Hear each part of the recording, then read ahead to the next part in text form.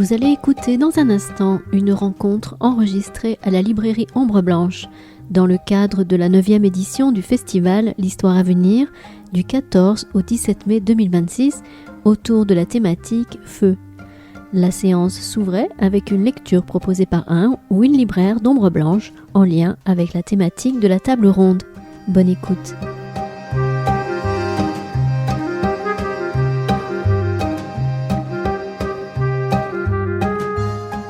Bonjour à toutes et à tous, merci d'être présentes et présents en nombre aujourd'hui pour cette rencontre avec Mathias Bonneau dans le cadre du Festival d'Histoire à venir. Alors avant chacune des rencontres à la librairie, on aime proposer un extrait d'une lecture choisie, proposée par les libraires d'Ombre Blanche. Aujourd'hui c'est Samuel ce matin qui nous propose une lecture. C'est Samuel qui a eu l'idée de ces petits moments-là d'extraits rapides évidemment. De lecture. Samuel, qui est au rayon histoire, Samuel, où vous croisez régulièrement, j'imagine. Et Samuel, qu'est-ce que tu vas nous lire ce matin ?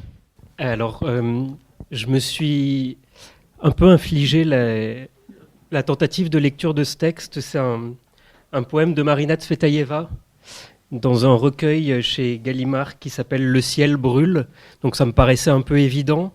Sauf que le poème que je vais vous lire, ou le début du poème que je vais vous lire, est lui-même dans un recueil que Tsvetaeva avait conçu, qui s'appelle « Tentative de jalousie », qui est peut-être un peu plus éloigné du thème. Le poème s'appelle « Sur le cheval rouge ». J'aurais préféré vous le lire en russe, mais je suis un peu limité de ce côté-là, donc je vous lirai la traduction de Dave Malré, en tout cas le début de cette traduction. C'est adressé à Anna Akhmatova. Et grands ouverts les bras, les deux en croix. Et renversé, va, piétine-moi l'équestre, que mon esprit jaillit des côtes, monte vers toi, créature de femme non terrestre. Pas la muse, non, pas la muse. Qui donc, au-dessus de mon pauvre landau, me berçait de chansons, par la main, qui donc me conduisait ? Pas la muse. Qui donc réchauffait mes mains froides, mes paupières brûlantes, qui les rafraîchissait ? Qui dégageait les mèches de mon front ? Pas la muse. Qui m'amenait à travers les grands champs ? Pas la muse. Pas la muse, nulle tresse noire, nul bijou, nulle fable. 2 ailes châtain clair, voilà tout. Courtes, surplombant chaque sourcil ailé, torse harnaché, panache. Lui n'a pas veillé sur mes lèvres, ni béni mon sommeil, ni pleuré avec moi sur ma poupée brisée. Tous mes oiseaux, pour la partance, il les lâchait, puis, l'éperon nerveux sur son cheval rouge, entre les monts bleus de la débâcle fracassante. Oh, les pompiers, partout ça hurle, lueur de feu, partout ça hurle. Oh, les pompiers, l'âme qui brûle, pas la maison, qui brûle. La cloche d'alarme ulule. Vas-y, balance-le ton bulbe, ô cloche d'alarme, pullule les flammes, l'âme brûle. Dansant des ravages du beau, aux gerbes rouges des flambeaux, j'applaudis, je bondis, je rugis. De moi, l'éclair jaillit. Qui m'a tiré d'où ça crache et gronde ? Quel aigle m'a ravi ? Je m'y perds. J'ai sur moi une chemise longue avec un rang de perles. Clameur du feu, cliquetis de vitres, sur chaque visage, au lieu d'orbite, 2 brasiers luisent. Les lits s'éplument. On brûle, on brûle, on brûle. Craque donc, millénaire bahut. Crame, toi, magot massé, reclus. Ma maison, souveraine au-dessus. Que souhaiter de plus ? Oh, les pompiers, que le feu redouble. Front peinturé d'or, tous au fourneau. Incendie, oh, tiens-toi debout, debout. Que croulent les poteaux. Soudain, quoi ? À crouler, si soudain, un poteau, pas croulé. Vers le ciel, fol appel des 2 mains, et le cri « Ma poupée !» Qui me suivant, galope, dévale, me jetant un œil juge, qui, me suivant, roule d'un cheval rouge à la maison rouge. Un cri de ceux qui poussent le mur du cri. La foudre, et lui brandit la poupée comme une armure, droit comme l'incendie. Tsar dressé parmi les feux fugaces, et son front se laboure. Je te l'ai sauvé, à présent, casse et libère l'amour. Soudain, quoi a croulé? Pas le monde, non, lui n'a pas croulé. Mais deux mains, suivant l'équestre, montent d'une enfant sans poupée. Cruelle lune, au volet s'achève, voilà mon premier rêve. Merci.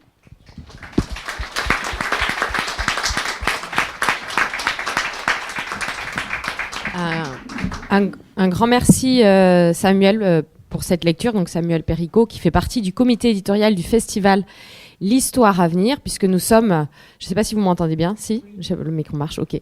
Nous sommes ici rassemblés pour une rencontre autour de livres, mais aussi pour un festival, le festival L'Histoire à venir. C'est sa 9e édition, 10e année, un festival créé pour multiplier dans Toulouse des espaces de rencontre pour parler de sujets qui nous intéressent toutes et tous, avec un éclairage historique qui permet parfois de prendre un peu de recul, de se décentrer, mais aussi de réfléchir ensemble. Et ça nous semble aujourd'hui extrêmement important, voire urgent. Donc merci à toutes et tous d'être ici présents. La thématique générale du festival tourne autour du feu, d'où la lecture de Samuel. Et ça nous rappelle aussi que ce festival est créé autour des livres, pour rappeler qu'il est également important de pouvoir permettre aux maisons d'édition de publier des livres, aux auteurs et aux autrices d'écrire des livres, et à tout le monde de pouvoir lire ces livres et en discuter. Et la thématique donc choisie est autour du feu, mais il y a aussi 2 thématiques récurrentes. Écrire l'histoire et histoire et démocratie, ce sont des thèmes qui nous tiennent à cœur. Aujourd'hui, nous allons parler d'arbres, de forêts. Ça peut s'inscrire dans les 2 thématiques histoire et démocratie. En tout cas, il sera question aussi peut-être de choix politiques, de choix dont on doit discuter collectivement, mais également écrire l'histoire, parce qu'il est aussi question de l'histoire d'un arbre pour un des 2 ouvrages. Et je vais céder tout de suite la parole à Marc de Conchat, qui est écologue ici à Toulouse. Il appartient à l'INRAE. Il fait partie d'un laboratoire qu'on appelle DINAFOR. Il travaille sur les écosystèmes forestiers. Et il s'intéresse plus particulièrement en ce moment aux questions de lisière, ce qui marque cette porosité entre la forêt et ce qu'il y a autour, notamment les champs. Donc je lui cède la parole avec plaisir. Je vous rappelle une toute petite chose, ce festival existe grâce à vous. Effectivement, comme le disait Maxime, c'est bien qu'il y a souvent des urnes ou des bénévoles à qui vous pouvez confier des contributions. Elles peuvent être extrêmement modestes, mais même une contribution toute modeste nous aide. Donc merci encore à vous. Et merci Marc et merci Mathias d'être là. Et bon festival. Merci Adeline. Bonjour à toutes et à tous. Je suis ravi d'être là avec vous et de rencontrer Mathias Bonneau et de vous parler de ses ouvrages. Si je devais le présenter, ça tiendrait en un mot. J'ai l'impression que bûcheron suffit. Même si, à bien des égards, ta trajectoire est assez atypique dans ce métier, puisque tu as fait des études d'architecte, tu as envisagé ce métier. Et puis à un moment donné, tu t'es dit, non, finalement, ce qui me plaît, ce que j'ai envie de faire, c'est d'être en forêt, couper des arbres. Et tu es aussi un auteur à la plume fine, alerte et poétique à bien des égards, précise, à la fois pour écrire des textes et pour dessiner, ce qui fait quand même un personnage aux multiples qualités. Et donc dans ce livre dont on va parler, Bûcheron, tu nous développes, tu vas nous expliquer ça tout à l'heure, comment et en quoi couper des arbres et être quelqu'un qui aime couper des arbres n'est pas incompatible avec le fait d'aimer et respecter les arbres et entretenir une relation affective, sensible avec la forêt, les forêts les arbres. Et puis dans cet autre ouvrage que j'ai adoré et qui est abondamment illustré, eh bien, tu nous racontes cette histoire assez extraordinaire qui va depuis l'arbre dans la forêt jusqu'à la réalisation d'un fauteuil, pas n'importe quel fauteuil, un fauteuil partagé. Voilà, donc dans une ère où on vise au partage, c'est encore plus intéressant, partagé entre 4 personnes. Et on a tout le détail, tout le cheminement à la fois précis, sans que ce soit un guide technique, qui montre tous les choix qui sont faits implicitement à chaque fois que nous utilisons de ces objets qui sont fabriqués en bois. Et ils sont tous autour de nous. Regardez autour de vous la quantité d'objets, de choses qui sont en bois autour de nous. Et j'aimerais commencer par ça, si tu veux bien, et te questionner un petit peu sur cette matière particulière qu'est le bois, dont tu parles avec beaucoup de poésie et de savoir-faire. Pourquoi les bois ne sont pas tous identiques ? Pourquoi les questions de nœuds, de fibres, de croissance, de taille fait que tous les arbres ne se valent pas, toutes les planches ne se valent pas, et que, contrairement à l'impression que peuvent nous laisser les magasins de bricolage où on va au rayon bois et puis tout a l'air la même chose, et parfois même dans le rayon bois, il y a des choses qui ne sont pas vraiment du bois, mais plus de la colle qui lie des petits bouts de bois.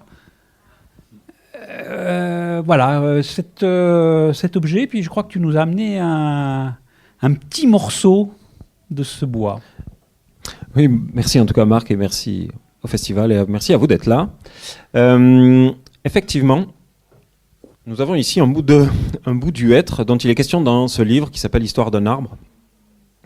Alors ce qui est marrant, et pour faire le lien avec le festival, c'est que l'histoire de l'arbre dont il est question dans ce livre, ça a un peu commencé avec donc c'est un abattage que j'ai fait, c'est un hêtre que j'ai abattu, dont l'abattage ne s'est pas passé comme je le souhaitais, je vous en dis pas plus. Mais en fait, une fois qu'il a été à terre, cet arbre, je me suis dit, normalement il était pas très beau, il était assez gros, mais pas de belle qualité, il avait des branches, il était courbe, donc ça faisait pas un très bon bois de menuiserie, surtout que c'est du hêtre, et le hêtre... c'est pas pratique pour l'utiliser en menuiserie, on va pas rentrer dans les détails. Et en fait, à partir du moment où il était par terre et j'avais ce tronc sous les yeux, en plus avec l'histoire qui venait de se passer de l'abattage que j'avais loupé, je me suis dit, non, en fait cet arbre, on va en faire quelque chose, on va pas le mettre au feu. Et il est sorti de la filière de bois de chauffage. Bon, la filière, c'est la chaudière de mon père, hein, la filière.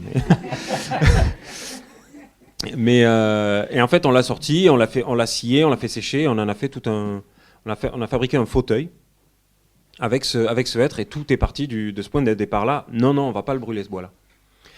Et donc, on a fabriqué un fauteuil, et donc je vous ai pas apporté le fauteuil parce qu'il est un peu gros, mais j'ai apporté cet échantillon-là qui en fait était un bout de bois. Quand on a commencé à chercher la forme qu'on voulait appliquer sur le fauteuil, on a pris un bout de bois et on l'a raboté. Et alors en fait, ce qu'on a cherché à faire, alors j'essaie de me lever, ça sera peut-être plus facile. Ce qu'on a cherché à faire, c'est d'avoir des arêtes. Alors vous voyez bien, les arêtes, elles sont visibles, mais elles sont un peu courbées, ce qui fait qu'en fait, on a des arêtes nettes, mais au toucher, elles sont agréables, elles sont pas tranchantes. Parce que le bois, le hêtre est un bois qui est dur, et si on fait des arêtes pointues, en fait, ça coupe pas, mais c'est vraiment très désagréable. Alors que là, on a ce plaisir-là, on peut facilement le toucher.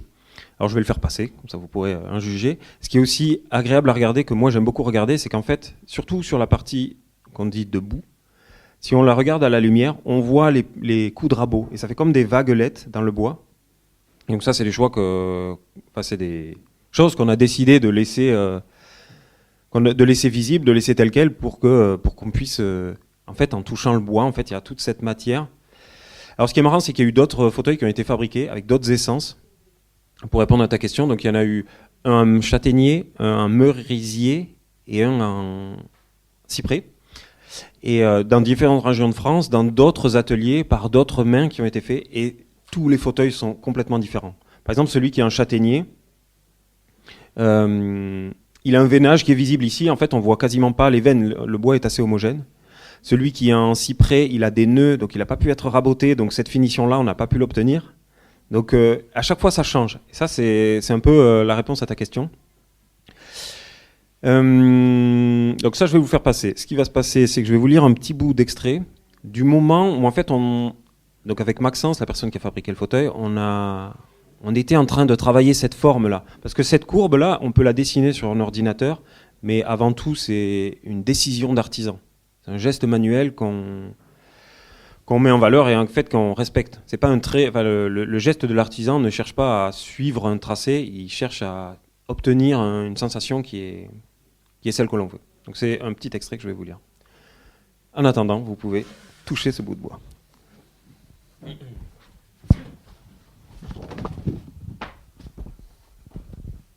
Ce qui est agréable, c'est de toucher les arêtes qui sont, voilà, celles-là qui en fait sont agréables à toucher alors qu'elles restent très nettes à l'œil. Donc c'est sur l'étape de la mise en forme. Donc nous sommes 4 sur le projet. Il y a moi, donc le bûcheron et gestionnaire forestier. Il y a Étienne qui a scié le bois. Il y a Pierre-Éloi qui a fait le design du fauteuil. Et il y a Maxence qui a fabriqué. Moi j'étais là tout le long, mais c'est eux les professionnels. Les courbes que nous avons dessinées avec Pierre-Éloi sont à réaliser manuellement, au rabot, pas de machine. Nous pouvons nous en approcher à la scie à ruban, mais la coupe définitive, cette ligne que nous verrons et que nous toucherons, dépend d'un geste de Maxence. Son envie de rajouter un dernier coup de rabot définit sa décision d'artisan. Cette pièce de bois est bien comme elle est. Nous faisons confiance au choix de Pierre-Éloi, nous faisons confiance aux mains de Maxence. Le problème du bois, c'est que nous pouvons toujours en enlever, mais jamais en rajouter. Alors je regarde la lame de rabot retirer par fin copeau la matière de notre fauteuil. Puis vient le moment où nous nous regardons sous toutes les coutures, nous touchons, nous regardons de nouveau et nous nous disons « C'est bon là, non ?» Voilà. Est-ce que tu peux montrer peut-être la page à laquelle ça correspond? Parce que les illustrations sont très très belles. Et tu es l'auteur de toutes ces illustrations. Oui, c'est moi qui ai fait les dessins. Et donc vous avez à gauche les doigts de Pierre-Éloi qui dessinent un trait sur le haut du dossier, et à gauche les mains de Maxence qui enlèvent la matière dans la masse. J'avais une petite question avec ça, parce que souvent on ne sait pas que lorsqu'on abat un arbre, il y en a à peu près que 30% ou mieux qui finit dans des meubles, des portes, des planches, et le reste est transformé souvent en autre chose. Et qu'est devenu le reste du bois qui n'est pas dans le fauteuil de ton être? Qu'est-ce que tu en as fait? Qu'est-ce que vous en avez fait? Alors c'est une bonne question, effectivement. En fait, c'est la filière du bois, c'est une longue sélection, comme on prend le meilleur du meilleur, de la meilleure des qualités pour en fait arriver aux objets les plus, entre guillemets, les plus nobles. Ce sont ceux qu'on touche dans nos mains. Et en fait, déjà, pourquoi on a choisi de couper c'est un peu ce que tu disais en introduction, c'est qu'en fait, c'est une succession de choix. Toutes ces étapes-là sont des successions de choix et de sélection de la matière. Donc on a choisi cet arbre-là plutôt qu'un autre. Alors je ne vais pas rentrer dans les détails, c'est toujours un peu compliqué sans illustration. Mais une fois qu'on avait mis l'arbre par terre, effectivement, moi je me suis dit, ce tronc, je vais en faire quelque chose, mais toutes les branches et tout ça sont quasiment inutilisables, et tout ça c'est parti au bois de chauffage. Et là ça représente quasiment déjà la moitié de l'arbre, peut-être un peu moins de la moitié de l'arbre. Ensuite, une fois qu'on l'amène au sciage, donc rien que le fait d'enlever l'écorce et donc le sciage, c'est le fait de faire des planches. Donc la sciure qui en sort déjà, là on enlève peut-être 30% de l'arbre. Entre l'écorce et la sciure, on enlève peut-être 30% de l'arbre.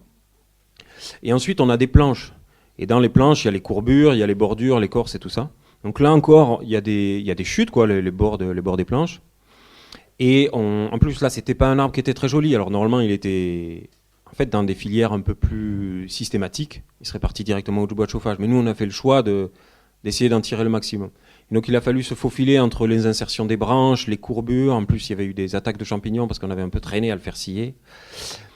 Et donc en fait, ça fait tout. À chaque fois, on a sélectionné des planches dans des pièces de bois. On les a choisies dans les planches. Alors j'ai une illustration. Vous voyez les contours en bleu là dans le bois. C'est les pièces de bois. Donc en fait, ça représente très peu de matière, mais en fait, je pense que c'est toujours comme ça. Et puis en fait, le bois est vivant et plein de défauts et tout quoi. On est obligé de faire avec. C'est pas comme du métal où on a une masse uniforme et il faut arriver à faire avec. Alors les chutes, en fait, est-ce qu'on appelle ça des chutes? Mais c'est quand même brûlé. Ça peut quand même servir à d'autres choses. Tout n'est pas. Enfin, voilà. Est-ce que ça reste des chutes? Mais est-ce que le bois de chauffage est réellement. Est-ce que c'est un déchet? Est-ce que c'est un déchet? C'est une bonne En tout question. cas, ce que tu dis, c'est que quelque part, ça fait partie de la vie normale, de la production de choses nobles en bois. Forcément, il y a des déchets dont il faut faire quelque chose et ça peut être brûlé. Je passe sur un autre sujet. J'étais très sensible et tu en parles très bien. C'est à la fois dans ce livre sur la construction de ce fauteuil avec tes 3 amis, et puis dans celui-ci, où, dans ce roman biographique quelque part, qui est parcouru de nombreuses rencontres, de nombreuses amitiés, de gens qui viennent travailler avec toi en forêt, chacun avec leur caractère, avec leur spécificité, qui montrent que être bûcheron, il y a plein de façons d'être bûcheron, visiblement. Et j'aimerais éventuellement que tu en parles un petit peu de ces gens, puisque je crois que tu as attaché à leur rendre hommage. Mais ça m'a quand même laissé une question un petit peu... c'est que mon expérience personnelle de relation avec des professionnels de la forêt, c'est que c'est plutôt un milieu qui est dur entre les gens. Et j'étais étonné que finalement tu ne parles pas, et c'est peut-être un choix, tu me diras, de ces tensions, de ces gens qui font souffrir, de ceux qui sont en forêt et qui n'auraient pas envie d'être en forêt, parce que beaucoup de bûcherons sont quand même des gens qui l'ont subi et qui sont là plutôt par hasard ou parce qu'il n'y a pas grand-chose d'autre à faire. C'est pas ce que tu as rencontré. Est-ce que c'est un choix de ne pas en parler? Il y a un peu de ça. Alors effectivement, déjà première chose, moi j'ai eu beaucoup de chance dans mon parcours parce que j'ai été amené à la forêt principalement par mon père, mais du coup il y avait une forêt familiale. J'ai commencé à travailler avec lui et du coup ça faisait un cadre qui était vachement plus protecteur que si j'avais dû me jeter à la suite d'un CAP dans la filière bois sans la connaître. Ça, je pense que ça aurait été beaucoup plus difficile. Donc j'ai eu beaucoup de chance.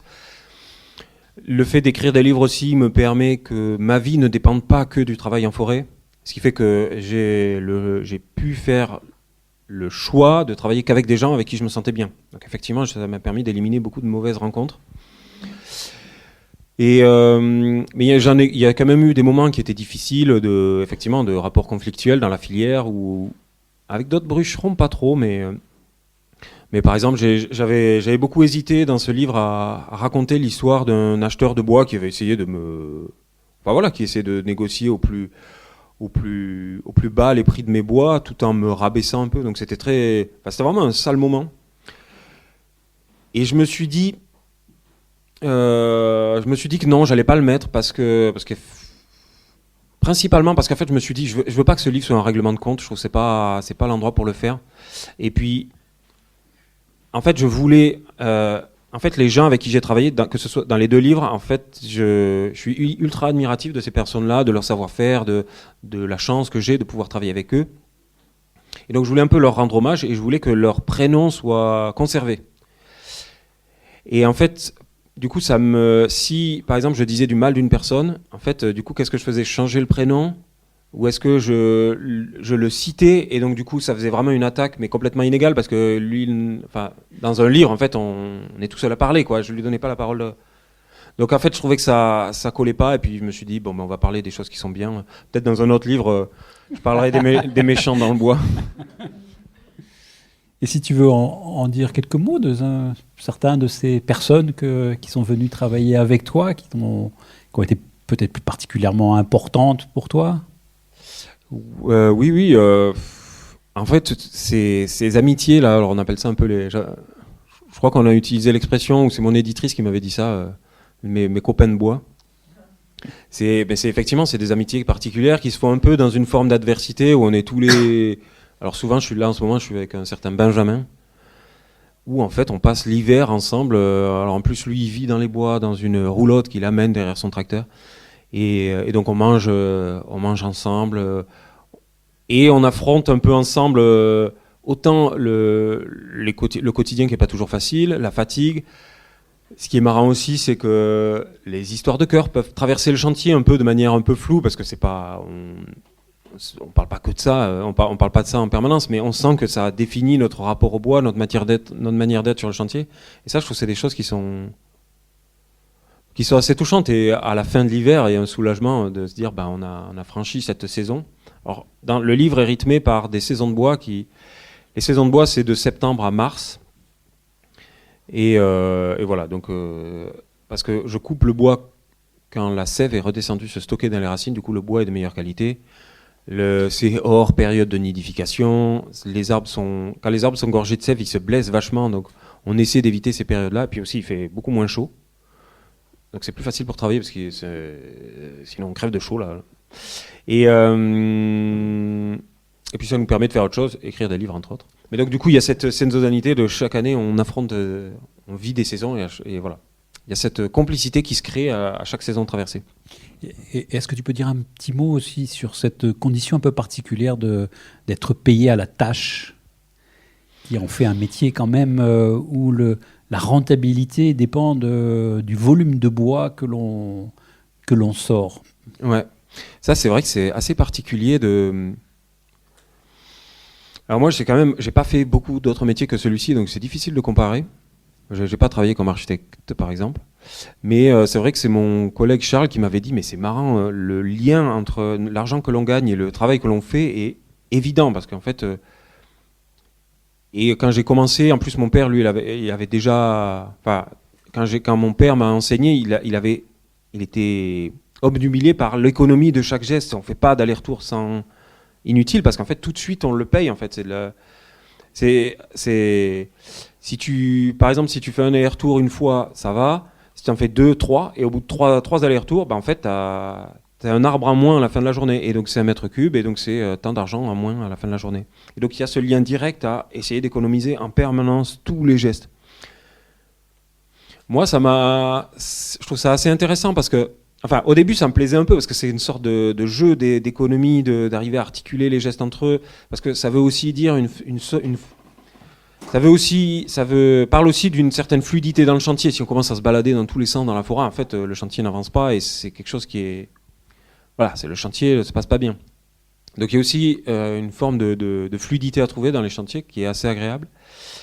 Mais c'est vrai que maintenant, je commence à me dire, j'aimerais bien pouvoir me détendre et ne pas être en permanence en train de calculer tous mes gestes de la journée pour essayer d'économiser ces précieux mètres cubes, ou économiser, pour accumuler ces précieux mètres cubes qui nous rémunèrent. Et puis ça a des conséquences assez importantes, ce qui fait que l'industrie de l'exploitation forestière du bois pousse à exploiter plus vite, plus de volume de bois, plutôt qu'à favoriser une capacité à être beaucoup plus attentif à la qualité de l'abattage, au tri.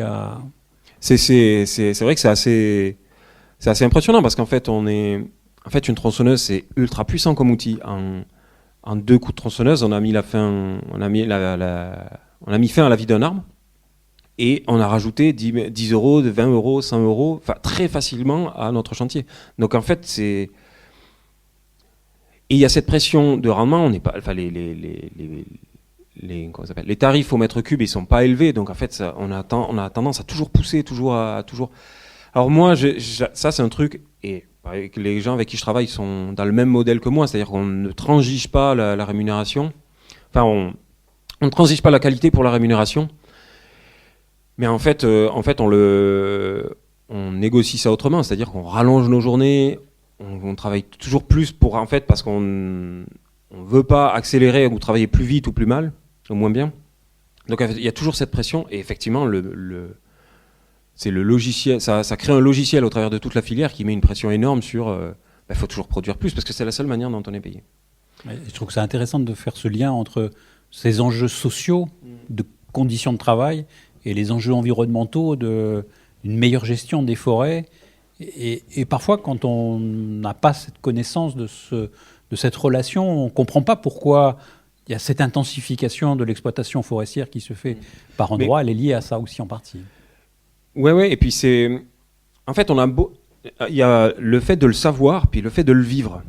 Et en fait, cette pression comme ça, qui est sur des années et des années, où en fait, on est toujours en train de lutter pour gagner sa vie, toujours, plus le fait qu'il n'y ait pas de reconnaissance. Enfin, moi, c'est un peu... Je dis souvent, il y a 3 choses qui sont pénibles dans le métier de bûcheron. Il y a la mauvaise rémunération, le manque de reconnaissance. En fait, personne ne voit le travail qu'on fait, ou la plupart du temps, en fait, la meilleure manière de montrer son travail, c'est de faire du sale boulot, quoi. Quand on fait une coupe rase, ça se voit partout dans le paysage. Si tu as fait une belle coupe, telle que j'aimerais qu'elle soit faite, en fait, on les voit pas. Et donc, en fait, ça oblige à une humilité. Puis la forêt repousse. 5 ans après, elle a tout avalé, quoi. Si on a bien fait notre coupe, elle disparaît dans le temps. Et donc, en fait, c'est un travail est invisible. Et pendant longtemps, en fait, c'était vraiment un travail de gens qui intéressaient personne. Alors maintenant, les forêts reviennent un peu sur le devant. Enfin, on en parle un peu plus, donc ça va mieux. Mais souvent, en fait, c'est des gens qui ont pas pris le pli, ou en fait, on accuse un peu les bûcherons de défoncer les forêts. Donc, c'est difficile. Il n'y a pas cette reconnaissance. Et la dernière chose, c'est que c'est pénible. Mais la pénibilité, moi, je trouve que c'est un faux problème, parce qu'en fait, voilà, la forêt, elle est comme elle est. On ne peut pas reprocher aux branches de s'accrocher partout. On ne peut pas reprocher aux pentes, aux montagnes d'avoir des pentes. Mais on peut reprocher, mais ça ne change pas grand-chose. Puis, non, ça ne change pas grand-chose. On peut râler, mais en fait, voilà, c'est du râlage gratuit. Et qu'est-ce qu'ont pensé tes collègues, qui peut-être ont lu ce livre, du fait que tu as contribué à les rendre moins invisibles? Et moi, je trouve ça c'est extraordinaire, parce qu'effectivement, c'est un métier dont on ne parle peu. Est-ce qu'ils t'en ont parlé, eux? Pas trop, honnêtement, pas trop. Ils les ont lus, mais ils m'ont pas fait de retour dithyrambique. Après, c'est un peu particulier, parce que puis j'aime pas trop parler de ça dans le bois, en fait, pour être honnête. J'évacue un peu le sujet des livres.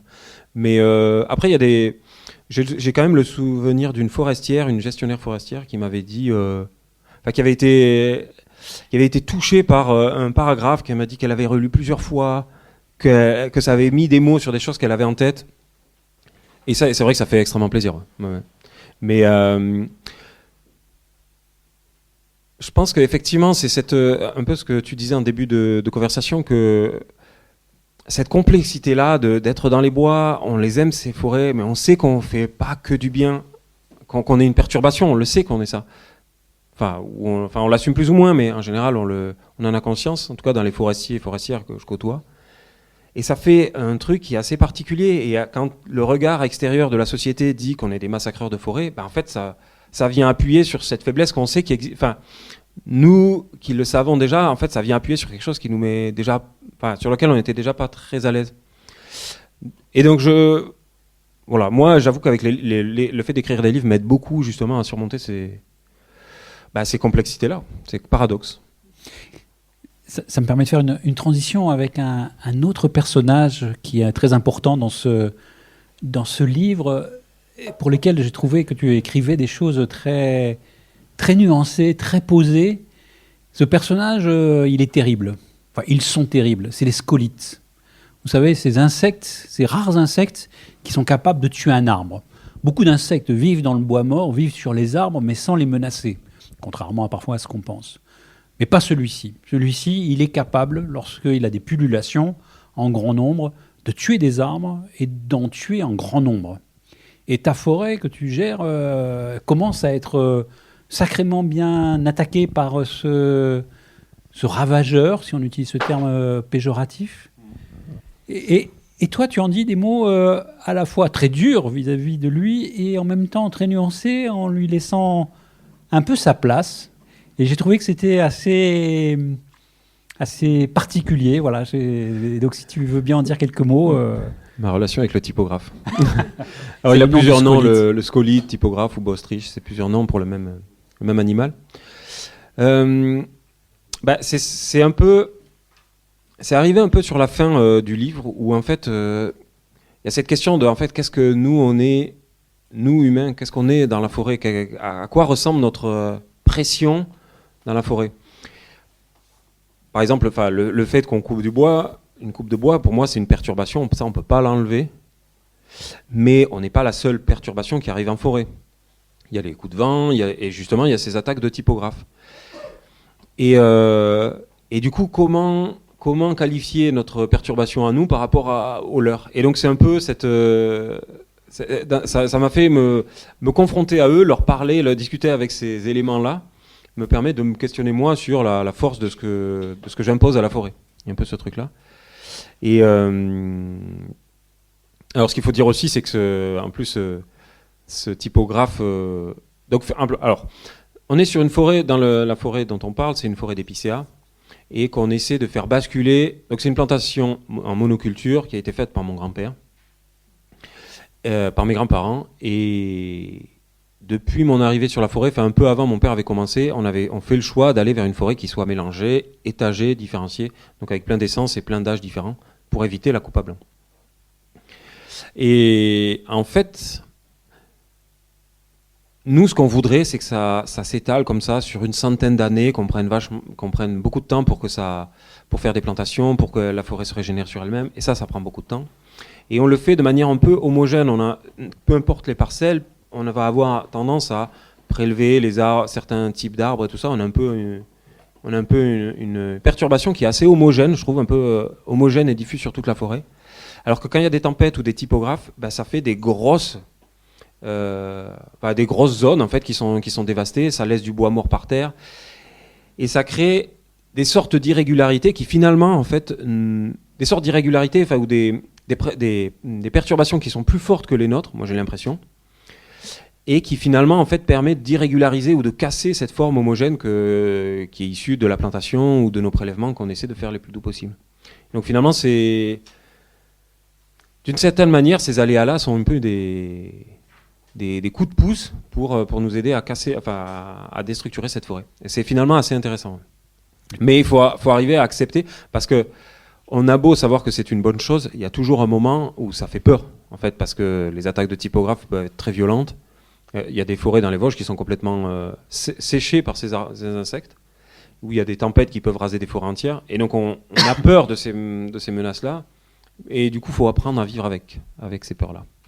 Donc le typographe a un atout pour une transition de cette forêt. Est-ce qu'il est en régression, en expansion encore, ou est-ce que des espoirs que tu exprimais à un moment donné dans le livre en disant mais il y a bien y avoir le clairon des fourmis qui va venir le réguler, est-ce que ça s'est mis en œuvre? Oui, alors en fait c'est assez particulier. Alors dans le livre, effectivement, je raconte la plus grosse des attaques de typographes que j'ai pu vivre, où j'ai très peur pour la forêt. Mais en fait, donc je le vis un peu, je le vis pas très bien ce moment-là.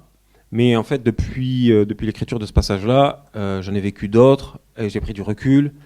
Il y a dans le livre de Gaëtan Dubus sur je n'ai plus le titre exact, mais en fait, il a mis des cartes d'attaque de typographes partout en France depuis 50 ans. Et on s'aperçoit qu'en fait, la carte se met à clignoter en rouge tous les 10 ans. Et en fait, il y a des sortes de cycles naturels qui se font où le jour l'année d'une grosse sécheresse, en fait, l'insecte se met à pulluler. Mais dès qu'il pullule, en fait, il y a tous les prédateurs qui se disent « Ah bah super, il y a plein d'à me bouffer ». Donc ils se mettent à pulluler à leur tour et qui en fait vont réguler ces populations, et en fait la population du typographe décroît. Donc ça fait comme ça des cycles d'attaque. En fait, et quand on prend un peu de recul avec ça, on se dit bon, c'est pas voilà. Moi je sais par contre qu'il va y en avoir d'autres des attaques et qu'elles vont être de plus en plus violentes parce que le climat continue de chauffer.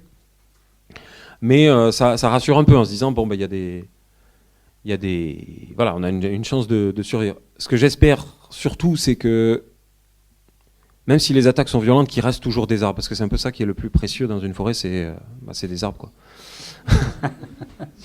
Dit celui qui les coupe. Exactement. Je vous avais dit que c'était compliqué, je vous avais dit.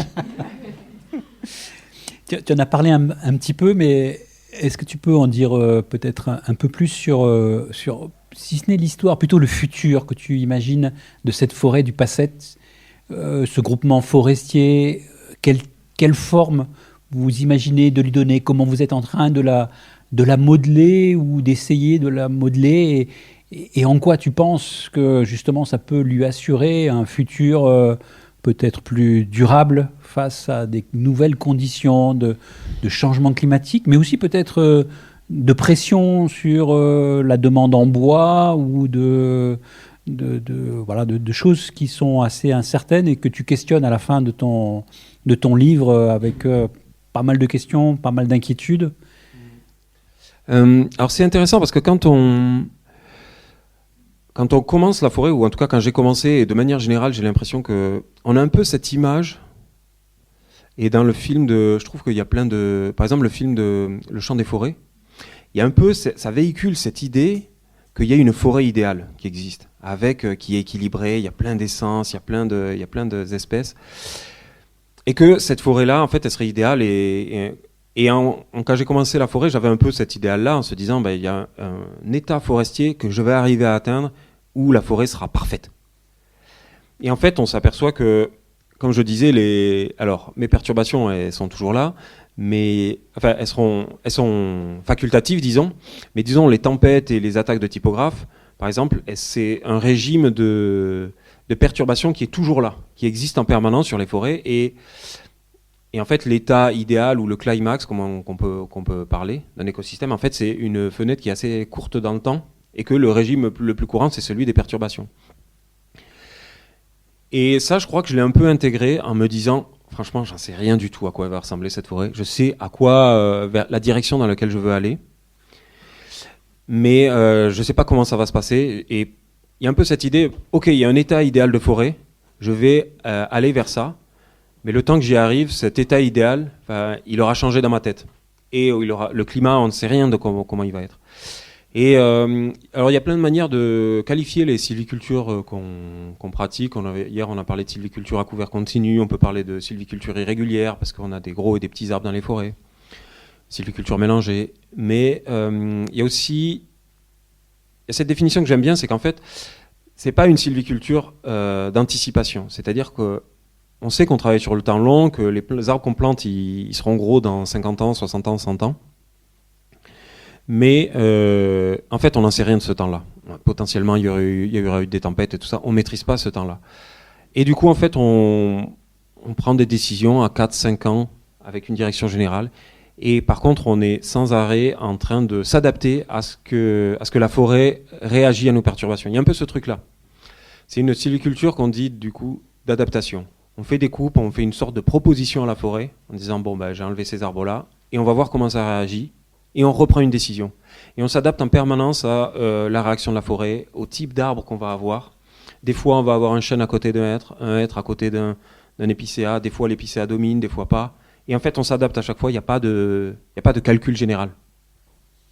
Et voilà, on est dans ce...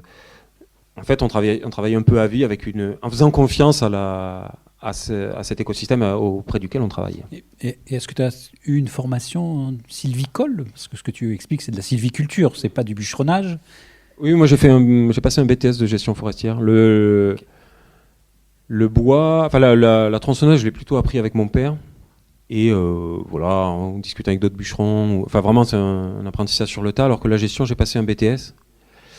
Et après, non, je pense que c'est des rencontres et puis je pense que c'est des rencontres qui ont un peu construit cette idée-là. Très bien, merci. Tu parles mon dernier point, d'un outil un peu particulier qui est cette fameuse tronçonneuse. Alors j'ai appris, je ne sais pas si tu le savais ou si vous le savez, que l'invention de la tronçonneuse, en tout cas de la chaîne coupante, remonte à 1780 et c'était un outil, un instrument d'obstétrique pour couper les os pelviens de femmes qui, au moment de l'accouchement, avaient des difficultés. Voilà. Je ne sais pas si je voulais le savoir, ça. Voilà, j'ai découvert ça. Et la première tronçonneuse pour couper du bois était une tronçonneuse électrique, inventée par Stihl. par Monsieur Steele en 1920. Voilà, et les tronçonneuses à essence sont arrivées finalement bien après. Et est-ce que tu savais que la forme des maillons de tronçonneuse a été conçue en imitant les mâchoires de je ne sais plus quel mangeur de bois? Ah non. C'est ce genre de double crochet comme ça, Ouais. qui racle le bois.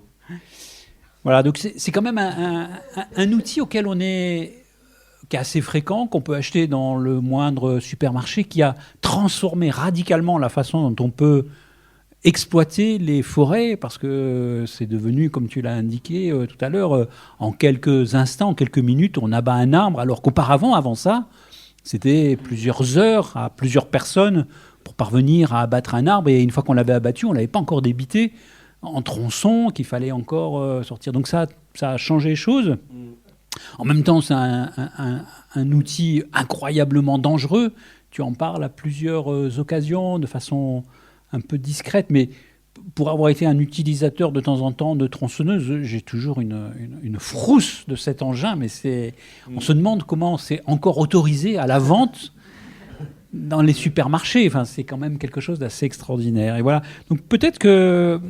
Alors je ne sais pas si toi tu es un collectionneur de tronçonneuses. Je connais un autre bûcheron passionné de tronçonneuses et qui a une collection de types de tronçonneuses. Pas spécialement. J'en ai plusieurs parce que selon les bois que je coupe et tout ça. Mais je ne suis pas spécialement collectionneur. Mais après, c'est sûr que on a un rapport qui est particulier avec cet outil. Puis quand on commence à tronçonner, en plus, souvent, ça fait peur, ça vibre, on ne sait pas bien le contrôler, alors on le tient loin de soi, ce qui est épuisant de tenir la tronçonneuse loin de soi. Alors que quand on prend conscience et tout ça, on la rapproche de soi et on trouve des manières de la poser, de l'appuyer sur le ventre, sur les genoux, d'avoir les bras collés au corps. Et ce qui fait qu'elle devient très familière, très proche, très souvent, en fait, elle est contre la cuisse. On peut appuyer avec le genou pour aller couper les branches par-dessous. Enfin, un peu comme... souvent, moi, il y a des choses que je trouve proches de l'escalade où on met des contre... Voilà, et on se rapproche de cette matière. Enfin, il y a la tronçonneuse qui est dangereuse et puis il y a le poids aussi. Et on devient familier avec ce danger-là. Alors, pour le bien, ça apporte un peu de fluidité dans les gestes, mais aussi pour le mal, parce que faut pas oublier effectivement que c'est dangereux. C'est un charpentier qui m'avait dit ça, mais c'est incroyable. Il y a cette lame-là qui tourne, qui découpe tout. Et il n'y a pas une seule protection, mais c'est pas possible, ça peut pas rentrer dans le... Mais sur les outils de charpentier, il y a des carters, il y a des protections. Et voilà, c'est vrai. Moi, ce que je trouve qui est encore plus fin que la machine en elle-même, qui est déjà bien un sacré machin, mais en fait, l'affûtage des lames, ça a une importance pour le moral. C'est... Quand on a une tronçonneuse qui coupe pas, mais ça rend fou, ça rend vraiment fou. Alors que quand ça coupe bien, que ça rentre dans les branches, tu as l'impression que tu peux faire ça toute ta vie, que ça sera jamais un problème, que l'univers est rose et doré. J'ai vécu ça pour faire un peu de bûcheronnage avec le bûcheron qui lui avait sa tronçonneuse affûtée et la mienne affûtée par mes soins. Ça fait mal, ça fait mal. Sans pitié.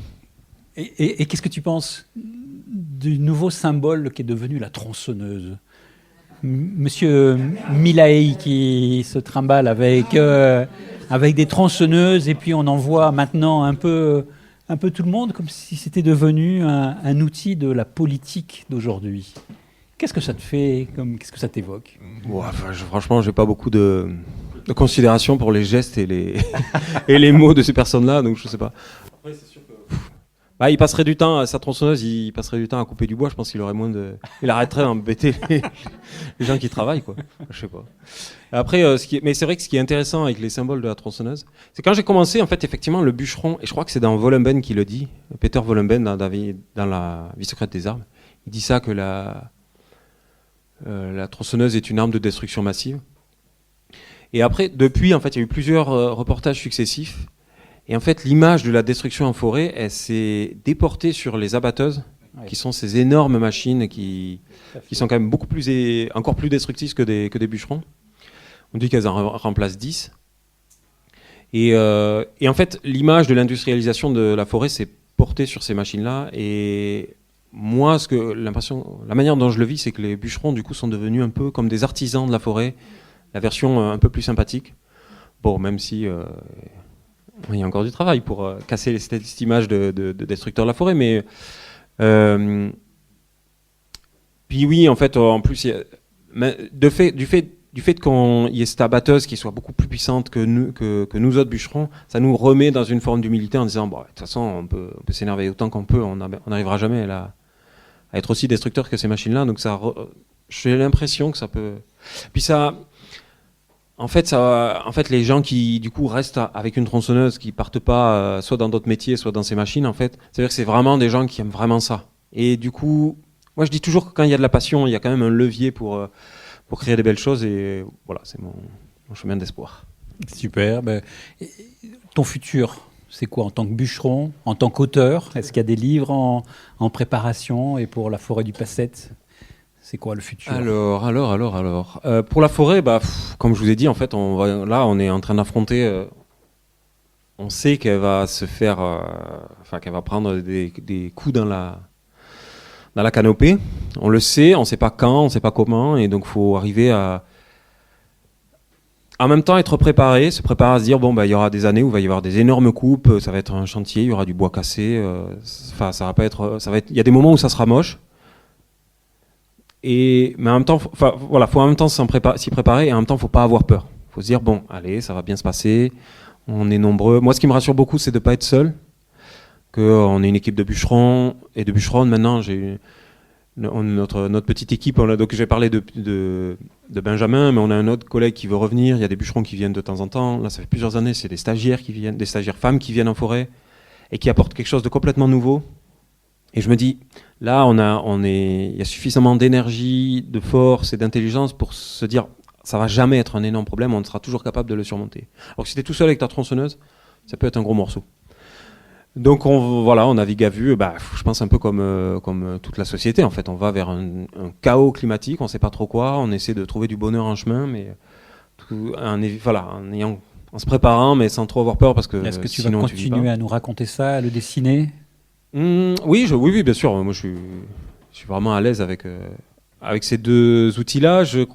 Il y a un truc que je pense souvent, c'est que j'aimerais bien dessiner la transformation de la forêt. Parce qu'en fait, dans cette forêt du Passette, là, dont je parle dans Bûcheron, elle a été plantée par mes grands-parents. C'est mon père qui a fait la plupart des premières coupes, qui a coupé les petits arbres. Donc, il a fait que cette plantation d'arbres devienne un début de forêt. Et moi, je suis arrivé à un stade où cette forêt-là a commencé à être perturbée, à subir ces perturbations et du coup à se transformer. Et j'ai l'impression que ma carrière de forestier dans cette forêt-là, ça va être d'accompagner cette transformation-là. Et je me dis, ça va être une histoire à raconter, une histoire végétale de bascule qui sera fascinante à raconter. Et je me vois bien dessiner plein de forêts comme ça. Mais il me faut encore quelques années. Bon, on attendra. J'en arrive à la fin et je crois qu'il y a un temps pour que, si vous avez des questions, des commentaires, envie d'intervenir, n'hésitez pas. Je crois qu'il y a une personne qui a passé les micros. Bonjour, merci pour votre récit passionnant. Est-ce que vous pouvez nous préciser comment se situe votre pratique? Parce que j'imagine que vous n'êtes pas tout le temps sur votre domaine forestier et que vous travaillez sur d'autres domaines, ou alors est-ce que ce domaine est suffisamment vaste pour vous permettre de vous occuper les 4 ou 5 mois de l'hiver ou 6 mois de l'hiver ou est-ce que vous allez sur d'autres chantiers? Comment ça se passe à ce moment-là? Comment d'autres forestiers font appel à des bûcherons Alors, du coup, effectivement, la saison fait 7 mois, donc de septembre au mois de mars. Et alors, je pense que j'aurais suffisamment de travail si je travaillais tout seul sur cette forêt. Je pense que ça m'occuperait toute l'année, mais c'est un choix de ma part de ne pas travailler tout seul et d'avoir d'autres collègues, comme je disais, pour pouvoir affronter les coups durs. Enfin, on avance quand même plus vite, c'est plus facile moi, j'aime bien travailler en équipe. Et ça me permet de dégager du temps pour travailler dans d'autres forêts. Je travaille exclusivement dans des forêts qui sont privées, c'est-à-dire qu'il y a toujours... c'est un particulier comme vous et moi, qui possédons des forêts.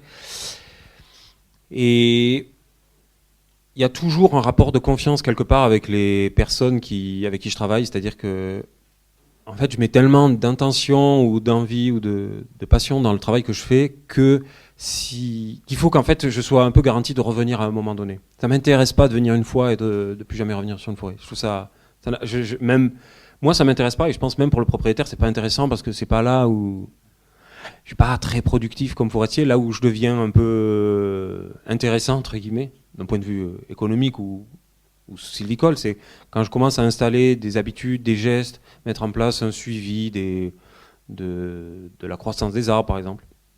C'est là où ça commence à devenir intéressant. Donc il me faut du temps long, et il faut qu'il y ait toujours un peu une relation, un peu de confiance avec que ce soit le propriétaire ou sinon le gestionnaire de la forêt. En général, il y a 3 acteurs dans la partie forestière. Il y a le propriétaire forestier, le gestionnaire forestier et l'exploitant. Et donc dans ce trio-là, il faut qu'il y ait un peu des relations de confiance, sinon en fait les bûcherons ne font que passer, et c'est à ça. Moi, je trouve que c'est une bonne réponse à recréer un peu du lien entre. Enfin, si on recrée du lien entre les bûcherons et les forêts, on recrée de l'affection sur les parcelles, et du coup, quand il y a de l'affection, de la passion, c'est là qu'on recrée des choses constructives. Alors là, je répète pour ceux qui n'auraient pas entendu, savoir s'il y a Ce que je fais, oui, effectivement, c'est de faire la gestion. J'apporte la gestion, souvent je regarde sur les choix qui sont faits, il faut que c'est en accord avec ce que je décide, avec ce que j'aime, ce que j'ai envie de faire. Et après, c'est moi qui viens mettre les coups de tronçonneuse. Et je trouve ça c'est assez important, parce que ça m'est arrivé, par exemple, de désigner des arbres à abattre à quelconque autre bûcheron, et en fait, ça m'intéresse pas. Je trouve ça sec comme... tu sais pas comment il va tomber, cet arbre. Quand tu marques un arbre, tu dis il faudrait qu'il tombe là, parce que là-bas, il y a un joli chêne et que j'ai pas envie de... Et en fait, si t'as pas la garantie que le bûcheron va pas éclater le chêne là-bas, ça m'intéresse pas en fait. Ça m'intéresse pas. Et l'inversement est vrai aussi. Ce que je disais, c'est couper des arbres sans avoir de lien avec l'histoire de la forêt, ça ne m'intéresse pas non plus. Merci pour cette présentation. Moi, j'ai juste une remarque qui m'est venue en vous écoutant. C'est quand même incroyable que l'insecte ravageur soit le même nom que celui qui fabrique les documents et les livres, quoi. Le typographe, ouais. Alors il faut que vous alliez taper sur Google pour savoir la forme le dessin que dessinent les larves dans le bois, et ça fait des espèces de hiéroglyphes. C'est assez magnifique, ouais. Je pense que le nom du typographe vient de là, de cette typographie. Oui, c'est ça. Alors justement, puisqu'on parle de typographe, vous avez écrit un livre sur du papier. Et le papier, ça vient du bois. Et c'est quoi votre rapport avec le papier, la filière papier, sachant que c'est aussi un sujet d'actualité, parce qu'on a les 2 grosses papeteries en Occitanie qui sont menacées de fermeture, qui jouent un rôle structurant dans ce qu'on appelle la filière bois. Voilà, j'aimerais vous entendre sur le sujet. J'ai pas trop... En fait, souvent, les bois qui partent à la papeterie, c'est souvent des bois de petite dimension ou des bois de mauvaise qualité. Et en général, ces bois-là, je les laisse un peu en forêt, parce que c'est pas très rentable de les sortir. Donc, je suis pas un bon fournisseur de bois à pâte à papier. Donc, du coup, je sais pas de quel papier sont fabriqués mes livres. Mais c'est vrai que... vous parlez de ces usines-là, ça pose question, en fait. Ces grosses usines, moi, m'interrogent beaucoup, dans le sens où... Parce qu'on parle là, du coup, de grosses papeteries qui avalent des énormes quantités de bois. Et ce qui est intéressant, c'est que donc, ce livre, Histoire d'un arbre, a été fait avec un premier éditeur, dans lequel on racontait l'histoire du fauteuil. Puis ce premier éditeur a laissé tomber le projet, et le Seuil s'est intéressé pour reprendre le livre et m'a proposé de faire un prolongement, un rajout. Et du coup, je suis allé voir comment la fabrication de ce fauteuil aurait pu être faite de manière un peu plus industrialisée. Et je suis allé dans des énormes scieries de hêtres, qui est en Normandie. Et encore une fois, je m'attendais à être un peu déçu, à me dire ça va être des machines à l'infini, il n'y aura pas de gestes manuels, il n'y aura pas de... La matière sera anonymisée, tout ça. Et j'ai quand même trouvé de l'intérêt à aller visiter ces usines qui, en fait, fabriquent des choses qui sont des produits industrialisés, en fait, qu'on retrouve partout. Et notre fauteuil qu'on fabrique avec nos gestes et tout ça, en fait, c'est difficile de le populariser, ou en tout cas pas dans le contexte actuel. Et donc ces usines-là, j'ai cette même question, de me dire, j'ai l'impression qu'elles sont un peu nécessaires. Et ça rejoint la question que tu disais un peu avant, c'est-à-dire que tout au long de la filière, il y a plein de moments où en fait on n'utilise pas tout le bois pour les meilleures les utilisations les plus nobles. Il y a plein de bois en fait qui partent soit au chauffage, soit à la papeterie, soit et en fait ces bois-là, ils sont un peu nécessaires pour faire cette sélection. Il y a besoin d'utiliser, enfin de trouver une utilisation pour ces bois qui entre guillemets sont des déchets, mais ça n'en est pas vraiment. Et aussi, moi, je trouve ça me scandalise quand même pas mal en fait qu'il n'y ait plus rien qui soit fabriqué en France. Je trouve ça. Dans cette pièce, je sais pas le nombre d'objets qui ont fait tout leur parcours en France. Je pense qu'il y a peut-être 0 quoi. Et ça, moi, pour quelqu'un qui aime faire les choses, qui aime les gestes manuels, le lien avec la matière, je trouve ça quand même un peu questionnant toutes ces choses-là. Oui, on produit beaucoup de bois, mais pas beaucoup de meubles. Oui, c'est un peu ce truc-là. Oui. Merci beaucoup pour ce témoignage qui me touche beaucoup. Je connais bien ce métier parce que je suis fille de bûcheron. Donc j'ai grandi avec cette culture-là à petite échelle dans le Limousin. Je voudrais juste témoigner que pour moi, c'est un art. C'est vraiment un art de choisir un arbre et de le couper. J'ai jamais pensé qu'un bûcheron était un assassin d'arbre, du tout. Donc je suis un peu étonnée de l'entendre.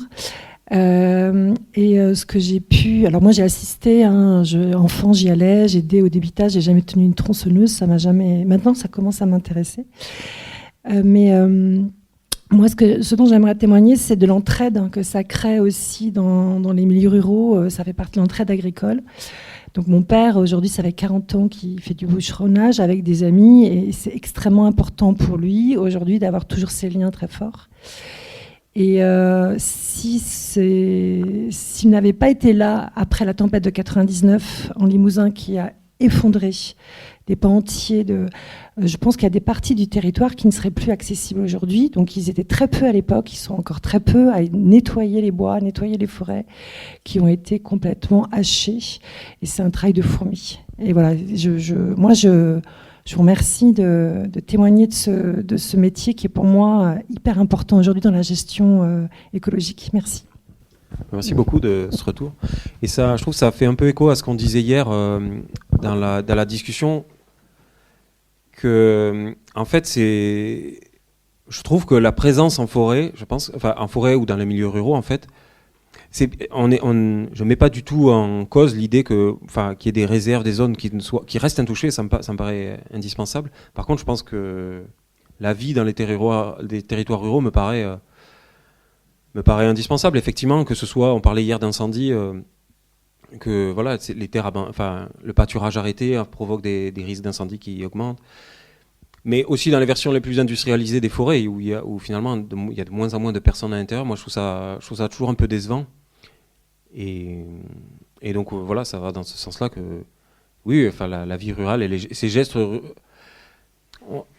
gestes en fait qui sont en lien avec les milieux naturels ont un peu tendance à être décriés en ce moment, que ce soit l'élevage, c'est aussi l'objet de beaucoup de critiques, l'agriculture, tout ça. Mais il y a quand même une part de c'est des parts importantes en fait de nos sociétés. Pour moi, en fait, ma vision, c'est qu'en fait, il y a une grande société et en périphérie, il y a l'interface avec les écosystèmes qui l'entourent et il y a quelques personnes qui font l'interface avec les milieux naturels. Et souvent, les quelques-uns que j'ai, c'est que c'est les paysans, les bûcherons, mais aussi les mineurs, les pêcheurs. Et à chaque fois, c'est des métiers qui sont sous-payés, qui sont critiqués au maximum. Et c'est des métiers qui sont ultra physiques, ultra pénibles. Et je me dis, c'est quand même compliqué. Du coup, avec ce schéma-là, j'arrive pas trop à me dire, mais c'est fonctionnel. Moi, ça m'irait bien, en fait, qu'on me dit, je trouve ça assez flatteur de se dire, de toute la société, en fait, toute une société me fait confiance pour aller dans les forêts et pas la détruire. J'aimerais bien avoir, que ça soit perçu comme ça. Je sais pas. Merci beaucoup. Je trouve que, en tout cas, donc moi j'ai lu les deux, que ces livres ils permettent vraiment ça, et notamment Bûcheron, pour moi qui suis historienne de l'Antiquité, et pour en avoir discuté notamment avec Marc de Conchat, avec d'autres collègues, amis qui travaillent sur la forêt, sur le temps long dans le passé, cette figure-là les travailleurs dans les bois, comme les charbonniers ou les bûcherons, ont toujours eu un statut un peu particulier. Et c'est vrai que ce qui est criant, c'est que donc aujourd'hui, effectivement, dans l'imaginaire, c'est un peu des destructeurs d'arbres, parce qu'on a ces coupes rases, parce qu'on voit ce qui se passe aussi en ce moment et les dangers que courent certaines forêts avec ces coupes à blanc ou ces coupes rases qui sont des parties entières de la forêt qui sont complètement arasées, donc le sol bouleversé, etc. Enfin, il n'y a plus rien. Et ça, c'est lié à la filière industrielle essentiellement. Et donc ces travailleurs-là, ils sont invisibilisés, je trouve, pas mal aujourd'hui ou critiqués. Et donc c'est pour ça que c'est important, je trouve, du point de vue vraiment politique, qu'il y ait des livres comme ça. Et c'était le cas dans le passé. Donc quand nous, on s'y intéresse, donc moi, travaillant sur l'Antiquité, déjà, j'ai des sources fragmentaires, etc. Mais ça fait vraiment partie de ces travailleurs qu'on ne voit mentionner qu'incidemment et dont on doit deviner quelles étaient les conditions d'existence, le statut social, est-ce que c'était forcément des esclaves ou pas. Mais en même temps, il y a un degré de technicité, de compréhension. Donc c'était des esclaves mais pour la Grèce, qui venaient peut-être de nord de la Grèce, où il y avait des grandes forêts, où il y avait une tradition, où on savait couper les bois. Et donc, c'est intéressant, quand on est historien et historienne, de faire aussi parfois des ponts comme ça entre le passé et le présent, et de voir des phénomènes sur du long d'invisibilisation de certains types de travailleurs. Donc ça, je trouve que c'est vraiment extrêmement éclairant et utile. Et donc, le livre est intéressant pour ça. Et pour cette question donc du passé, mais aussi on parlait du devenir donc de la forêt, et là cette idée de sylviculture d'adaptation, on fait une coupe et puis on voit. Il y a en même temps un cadrage pour les forêts à partir d'un certain nombre d'hectares, de nécessité d'avoir un plan de gestion, un plan simple de gestion, qui oblige à se projeter sur parfois 12 ans, 15 ans, et donc à annoncer en gros les coupes qu'on va faire dans les différents espaces de la forêt. Et je me demandais comment donc cette idée d'une sylviculture d'adaptation qui est assez réactive, mettons tous les 5 ans, elle cadre avec quand même il y a un cadrage général qu'on doit donner, qui peut être revu, mais peut-être expliquer aux gens, parce qu'en fait on ne sait pas trop. Enfin, je pense que c'est important aussi. La plupart des gens ne savent pas comment sont gérées les forêts, ne savent pas qu'il y a cette trilogie propriétaire, exploitant, gestionnaire. Et je pense que c'est vraiment important, parce que ça fait partie du débat public, c'est-à-dire la réglementation, qu'on ne permette pas aux gens de gérer n'importe comment les forêts aussi. Oui. Alors, effectivement, quand je dis adaptation, ça ne veut pas du tout dire que on décide de rien à l'avance. Non, justement, même au contraire, moi, dans ma tête, j'ai un cadre qui est relativement strict, mais dans lequel il y a une flexibilité qui est possible. Et pour donner des images, en fait, donc on planifie. Donc là, nous, on fait des plans sur 15 ans pour la forêt, en gros. C'est ça, un plan simple de gestion. Et donc sur 15 ans, mais là, comme il n'y a pas de coupe à blanc prévu, en fait, j'ai pas La coupe à blanc, c'est quand même particulier. Une fois qu'on l'a décidé, si on la fait pas, en fait, enfin, qu'on la fasse ou qu'on la fasse pas, en fait, ça change tout. Alors que des coupes comme ça de prélèvements ponctuels, comme moi, c'est planifié. S'ils sont faits un peu avant, un peu après, ou si le prélèvement varie, ça change pas grand-chose. Donc en gros, pour les 15 ans, enfin pour caricaturer, en gros, moi je dis ça en fait. Je dis bon, on a une rotation, c'est-à-dire tous les 7 ans, on passe sur une parcelle, et donc ça fait une rotation comme ça sur la forêt. Je me dis, je vais essayer de le réduire, mais c'est une tentative. Ça va dépendre des capacités physiques que j'ai, des collègues que je vais trouver. Et par contre, des choses qui sont très importantes, c'est que nous, chaque année, comme on sait que ça va dépérir et que ça a déjà commencé, c'est que chaque année, on ramasse ce qui meurt. Ce qui fait que s'il y a une tempête, en fait, il y a un chantier qui est déjà prévu de ramasser tout ce qui va tomber. Donc, en fait, la tempête, elle fait partie du système, elle est intégrée dans cette logique. Et dans les trous qui auraient été créés, on va planter. Et c'est pareil, chaque année, au mois de février, je fais mes plantations. Et donc ça fait partie d'une phase de... Enfin, on y est préparé, mais on espère que ça ne meurt pas, mais on y est plus ou moins préparé. Là, ce que je suis en train de me dire en ce moment, c'est que, par exemple, cette année, où on a fait une grosse coupe, donc on a travaillé on a enlevé pas mal de bois en septembre, octobre. Et en fait, il y a la tempête Niels qui est passée par là. Du coup, ça a rajouté 200 mètres 200 mètres cubes de bois, enfin un autre mois de chantier. Et en fait, je me dis, je crois qu'on arrive à un stade d'exposition au danger de la forêt où en fait, on va faire une petite coupe. On va attendre la fin de l'hiver, savoir ce qu'il y a eu comme tempête, comme typographe, comme machin, et soit on ramasse ce qui est mort, soit on complète la coupe qu'on a commencé. Donc c'est ce genre d'adaptation que je réfléchis, mais en gros c'est des outils pour ne pas craindre pour s'adapter à ce que propose, entre guillemets, l'écosystème, dans sa plus vaste complexité. Merci beaucoup. Peut-être une dernière question. Moi j'ai deux questions rapides. Toutes petites questions. Où se trouve votre forêt? Ça me manque là de savoir où vous travaillez. Et l'autre chose, c'est pas une question, c'est une réflexion. J'aime beaucoup le parallèle que vous faites entre la nécessité du soin apporté à l'écosystème et cette petite frange de population qui tient à bout de bras un certain nombre d'éléments. Et ça me fait penser à d'autres métiers. Pour le coup, à un autre endroit, puisque si le vôtre, il est... on voit des bûcheronnes, comme on voit des charpentières, on voit beaucoup d'hommes dans ce métier.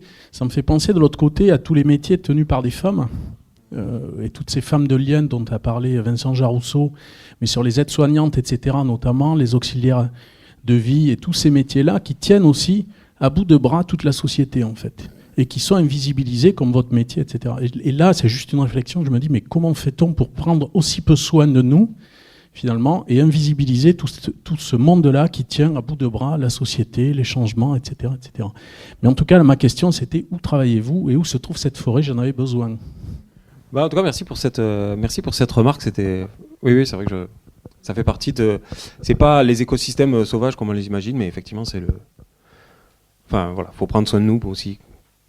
Et effectivement, c'est des métiers qui sont mal vus, mal payés...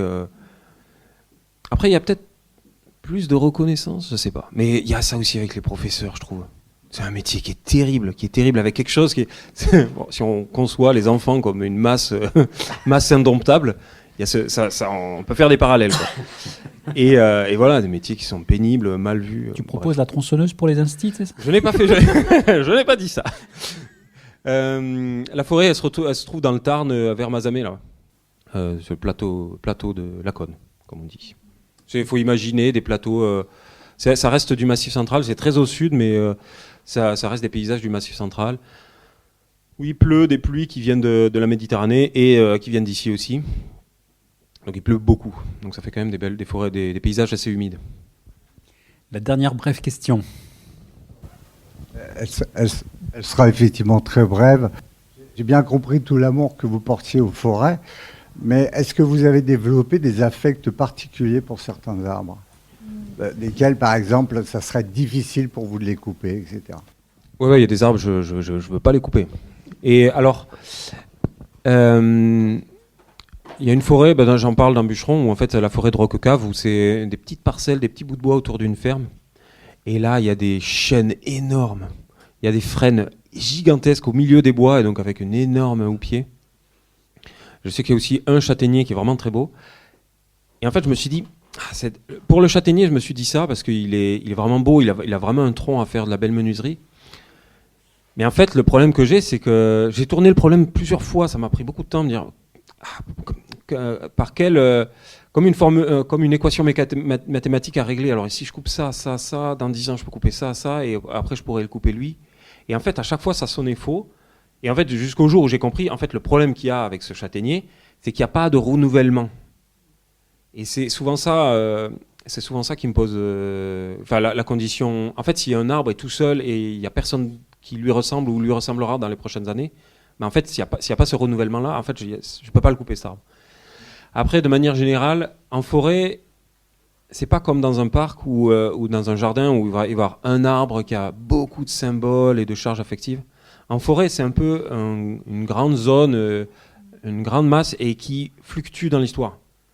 Et du coup, en fait, c'est ce mouvement-là. Et en fait, potentiellement, voilà, s'il y a du renouvellement, ça change tout, je trouve. Ça me fait pas, la plupart du temps, ça me fait pas triste de couper un arbre parce que je sais ce qui va le remplacer, ce qui va prendre la place. Il y a une sorte de continuité qui vient derrière. Mais voilà, quand le renouvellement n'est pas là, j'y arrive pas. Merci beaucoup Mathias Bonneau pour tes présentations. Merci pour vos... Merci à vous. Vous venez d'écouter à l'instant une rencontre à la librairie Ombre Blanche lors de l'édition 2026 du festival L'Histoire à venir, organisé par l'Université Toulouse Jean Jaurès, le Théâtre Garonne, la librairie Ombre Blanche et les éditions Anacarsis. Vous pouvez retrouver cet enregistrement sur le site de l'Histoire à venir et sur notre plateforme Mixcloud Radio Toulouse.